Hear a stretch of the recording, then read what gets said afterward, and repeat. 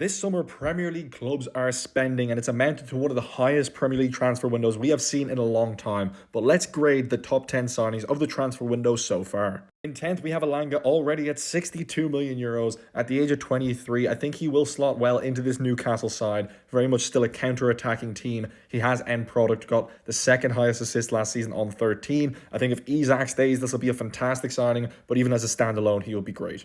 8 out of 10, forgot that I'm grading. João Pedro from Brighton to Chelsea for 63 million euros. At the age of 23, he can play at striker, he can play 10, he can probably even play out wide. Had a great start to life at Chelsea with 2 goals in the semi and a goal in the Club World Cup final. I think he will be the starting striker come the start of the season, and I think he will perform upwards of about 15 goals, and I'm giving him an 8 out of 10. If you were to buy Mohamed Kudus last year, it would have been around £80 million, and now Spurs have got him for 63 million euros after West Ham as a whole had a down season. But I think he still did pretty well, and I think he will slot into Spurs fantastically well, whether it's in the 10, out wide, even up front, he can do a job. 8 out of 10. Moving on to the 20-year-old Jamie Bino-Gittens from Dortmund to Chelsea for 65 million euros. And I don't think he's going to have much in the terms of output at Chelsea. I think he'll be another tricky winger, similar to the likes of Doku. I think in a while he will become a proper winger with a bit of output. But for now, I'm giving it a 7 out of 10 because there's still a bit of a risk whether he will suit the Premier League. Arsenal have finally gotten Victor Gyökeres out of the Portuguese prison that is Sporting Lisbon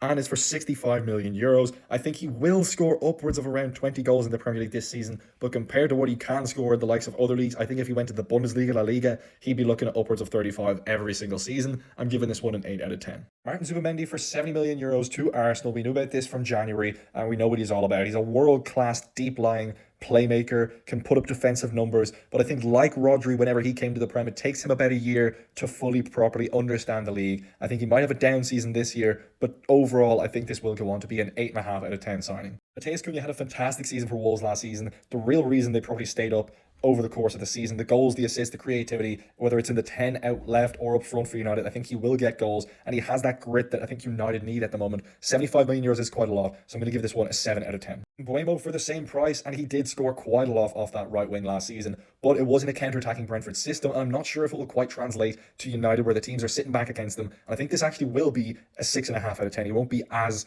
prolific, I guess. Ekitike for 95 million euros. If it wasn't for the possibility of Isak coming in and Hugh being left to possibly the left wing or the bench, I would give this an 8, but at the moment it's a 7 because of the uncertainty. And the record-breaking British transfer fee of 125 million euros for the 22-year-old wonder kid, a world-class talent, Florian Wirtz. And this would be a 10 out of 10 for me if it wasn't for already having the likes of Szoboszlai and McAllister in those 8 and 10 role within their midfield.